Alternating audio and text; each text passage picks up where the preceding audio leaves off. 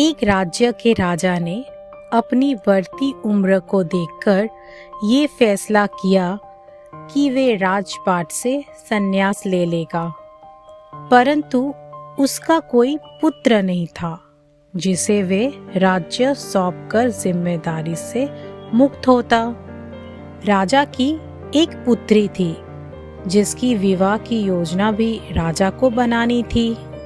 इसलिए उसने मंत्रियों को बुलवाया और कहा कि कल प्रातः जो भी व्यक्ति सबसे पहले इस नगर में प्रवेश करेगा उसे यहाँ का राजा नियुक्त किया जाएगा और मेरी पुत्री का विवाह भी उसी के साथ कर दिया जाएगा। अगले दिन राज्य के सैनिक फटे हाल कपड़े पहने एक युवक को ले आए और उसका राज्याभिषेक किया गया। राजा अपनी पुत्री का विवाह उस युवक के साथ करके जिम्मेदारियों को सौंपकर स्वयं वन प्रस्थान कर गए। धीरे धीरे समय बीतता गया और उस युवक ने राज्य की बागडोर संभाल ली और एक अच्छे राजा की तरह राज्य की सेवा में लग गया। उस महल में एक छोटी सी कोठरी थी जिसकी चाबी राजा हमेशा अपने कमर में लटकाए रहता था।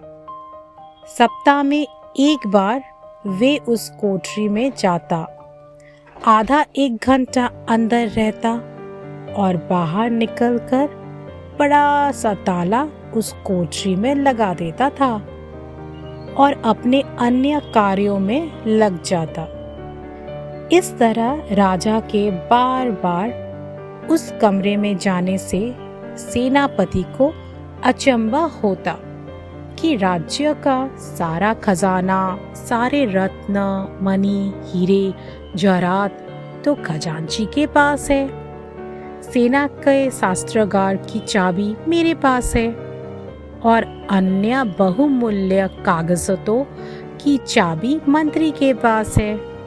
फिर इस छोटी सी कोठरी में ऐसा क्या है जो राजा यहाँ हर सप्ताह अंदर जाता है और थोड़ी देर बाद बाहर निकल आता है?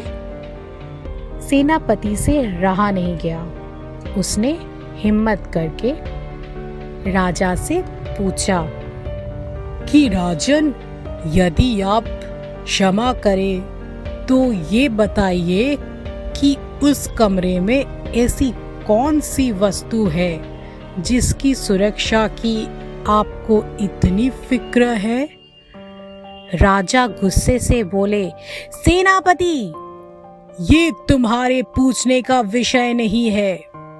ये प्रश्न दोबारा कभी मत करना। अब तो सेनापति का शक और भी बढ़ गया। धीरे धीरे मंत्री और सभासदों ने भी राजा से पूछने का प्रयास किया, परंतु राजा ने किसी को भी उस कमरे का रहस्य नहीं बताया। बात महारानी तक पहुंच गई और स्त्री हट के आगे किसी की भी नहीं चलती। रानी ने खाना पीना त्याग दिया और उस कोठरी की सच्चाई जानने की जिद करने लगी। आखिरकार विवश होकर राजा, सेनापति व अन्य सदा सभासदों को लेकर कोठरी के पास गया और दरवाज़ा खोला। जब कमरे का दरवाज़ा खुला तो अंदर कुछ भी नहीं था सिवाय एक फटे हुए कपड़े के जो दीवार की खूंटी पर लटका था। मंत्री ने पूछा कि महाराज, यह तो कुछ भी नहीं है। राजा ने उस फटे कपड़े को अपने हाथ में लेते हुए उदास स्वर में कहा कि यही तो मेरा सब कुछ। जब भी मुझे थोड़ा सा भी अहंकार होता है तो मैं यहाँ आकर इन कपड़ों को देख लिया करता हूँ। मुझे याद आ जाता है कि जब मैं इस राज्य में आया था तो इस फटे कपड़े के अलावा मेरे पास कुछ भी नहीं था। तब मेरा मन शांत हो जाता है और मेरा घमंड समाप्त हो जाता है।